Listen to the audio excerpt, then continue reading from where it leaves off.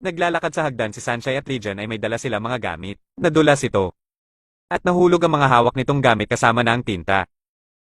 Napasigaw sila at agad naman napatahimik si Sunshine nang makita kung sino ang nasa baba at natapunan ng tinta. Ito ay si Dao Mingxi ang leader ng F4. Pinakakilalang grupo sa Yingtai University. Nagulat sila at natakot dahil alam nila na ubod ito ng sama. Galit na galit ang mga tingin ni Dao Mingxi. Agad naman humingi ng paumanhin si Legion ngunit tinabig ito ni Dao Mingxi.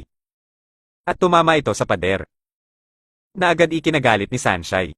At hindi niya napigil ang magsalita laban sa mga ito. Agad nitong pinatigil sa paglalakad sina Dao Mingxi.